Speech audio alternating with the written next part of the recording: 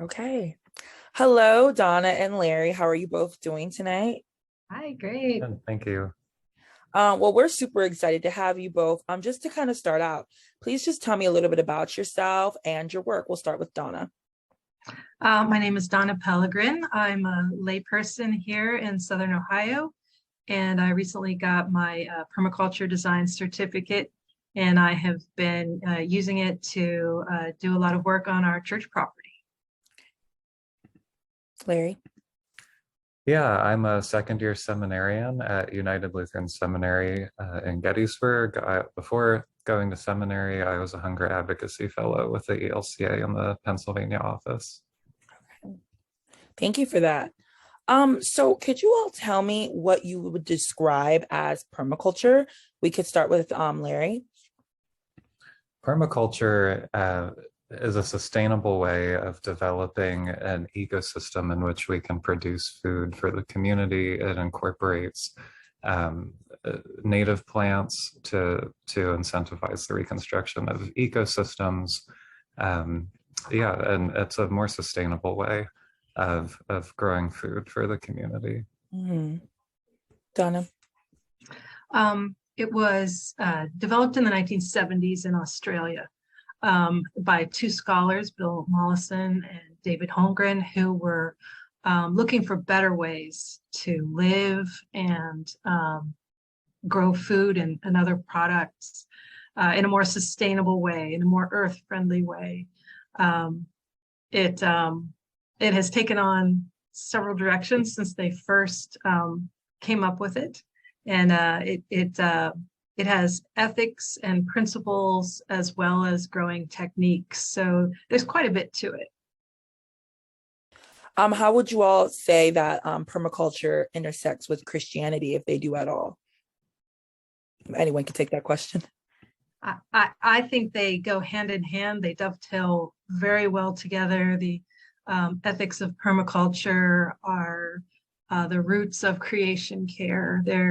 They're two ways that go very well together. I see no conflicts whatsoever. Yeah, when I read the book of Genesis and the creation story, God doesn't create a world in which humans do intensive agriculture and sort of segregate our means of food production from the rest of the natural world. It's a whole creation, and everything is made good. And permaculture is a way in which we can get back to those roots, considering how God created us to be within creation. Wow, thank you both for those answers. I mean, you don't always think about how the things that we deal with in current life in terms of food and agriculture really can connect to the scripture. So that's amazing. Speaking of food, how would you all define a food forest? And what makes up a food forest? Food forests are also known as edible forest gardens, and they've been around a long time. They're in one way or another. They are a favorite of permaculture designers because they meet all the criteria. They grow a great deal of food and and other products, medicine, fiber, in a small amount of space. They're perennial. It is an intensive growing system, but it works with nature rather than against it. Everything becomes forest eventually. Grasslands become prairie, prairie becomes thicket, thicket becomes forest. In a food forest, you start at the end of succession, and it becomes easier for you. So it is one of the most productive systems known, and it is one of the most sustainable systems known. So, Donna, can you tell us a bit about what's unique about the food forest at Christ the King? Yes. At Christ the King, we made the decision that our food forest would be entirely made up of either native plants or plants that were culturally significant to Native Americans. Mm-hmm. Native plant, this is not normal. Well, I shouldn't say normal, but this is not typical.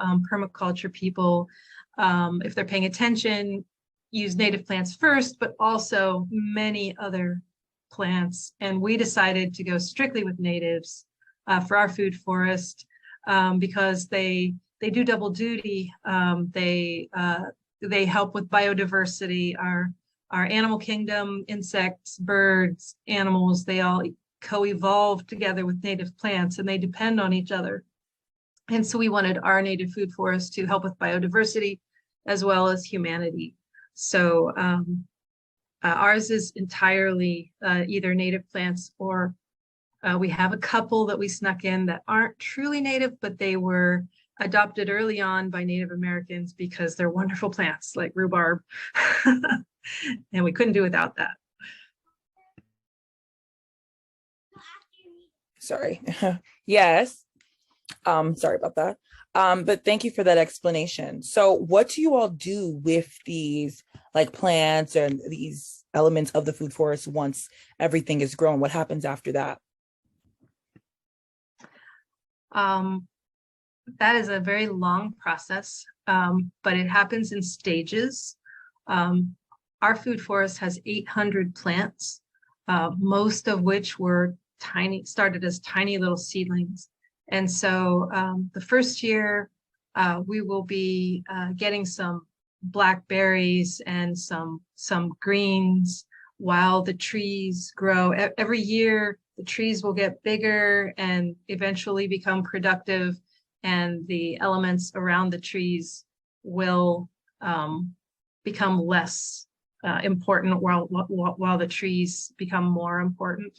But to start out with, you get a lot of berry plants and plants that are fast growing, some root plants and that kind of thing. Thank you for that. Let's just jump to Larry very briefly. Larry, can you tell us a little bit about like your interest and your experience in church gardening as well?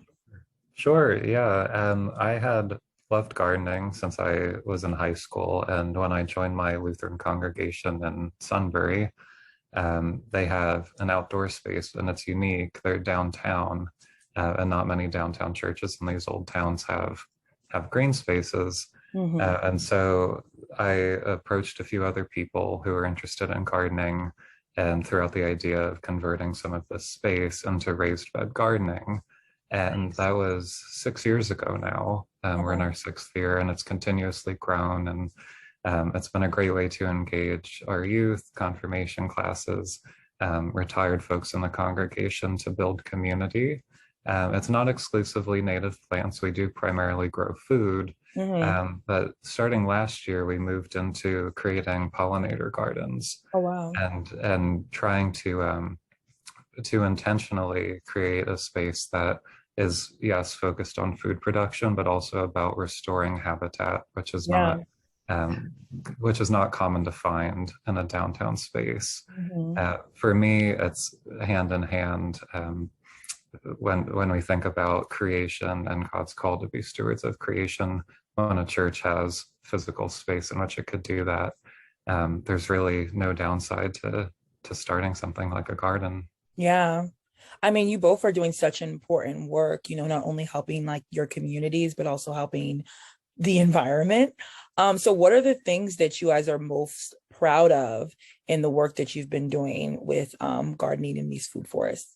We'll start with Donna.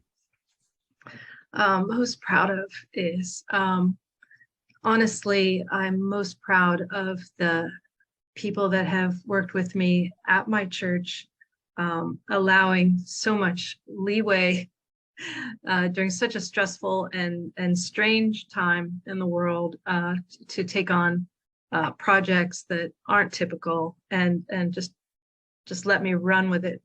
I'm very proud of them for allowing the freedom of the Holy Spirit to work. I'm also proud that the community came in to support the project. Larry. I think I'm most proud of the ways in which the community has been open to the idea. It's sometimes very hard to get new ideas off the ground in congregations, but this has been a project that has brought so much joy to people, and they continuously offer their support. Our donations go to ELCA World Hunger and congregation members give very generously to that in support of our garden ministry. So I'm just so proud of the ways in which people have been open to the continuous growth of this project over time, and to use it as an educational tool as well. We're always learning something new when new animals and new plants spring up in our space. Thank you for that. Those thoughtful answers. So just like another like a pivot, what's one thing you both would do differently in these projects? I know it's great to see like the lessons learned and the things that went well, what you're proud of, but I know in any project you're like, oh, I wish I could have done this differently. So what would that be for you? We'll start with you, Larry. A couple things. I think team building is so important. It can often fall on the core group or even the core person of a project to get something going. And I really think that the more people that one can involve at the very beginning, the better off a project will be. So we had a great number of people involved, but even more would have been better. And I also would have liked to start more from a native approach. I think that that's a great building block and something that comes with experience.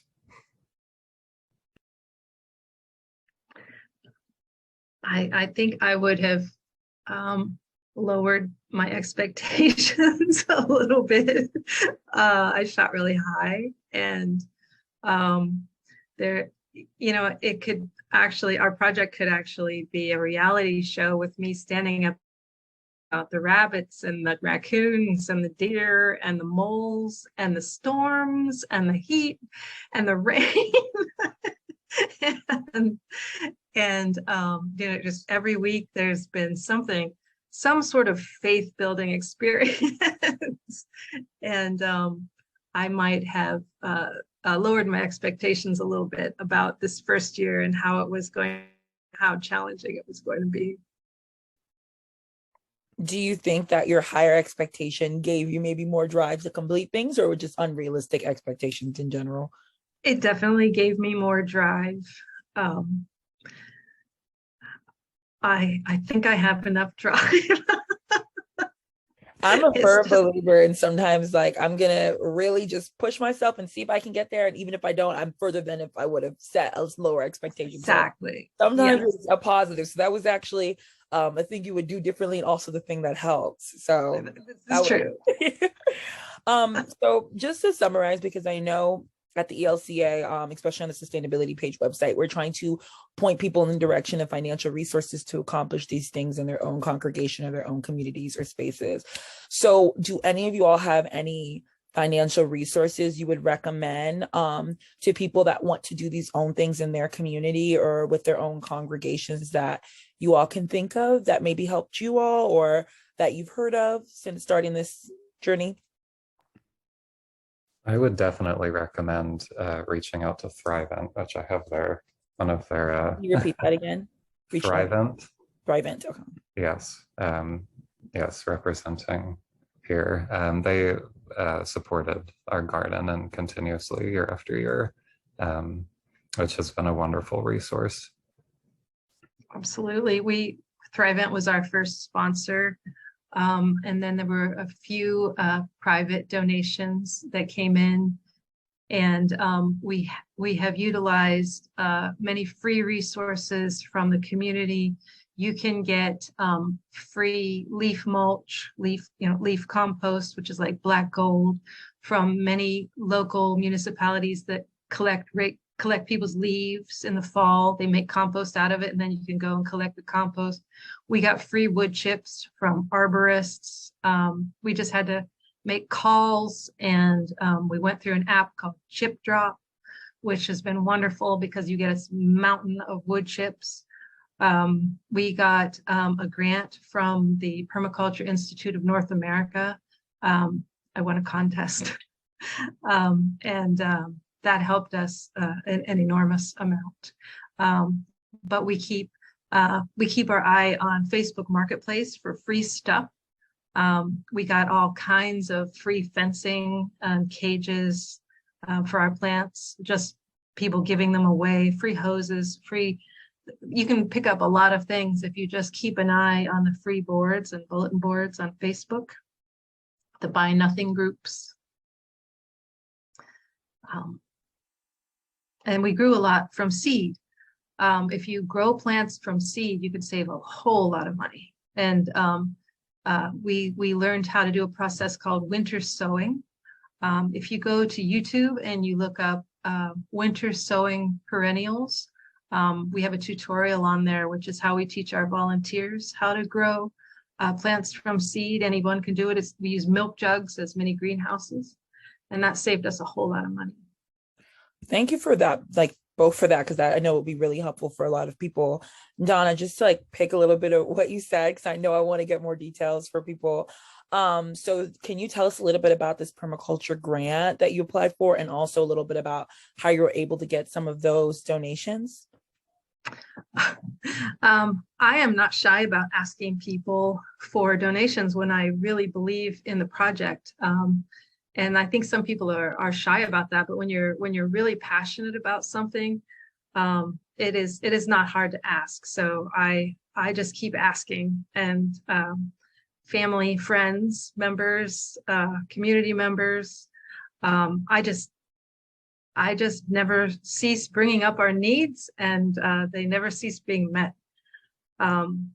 The grant we got from PINA, the Permaculture Institute of North America, that was, they have a design contest once a year.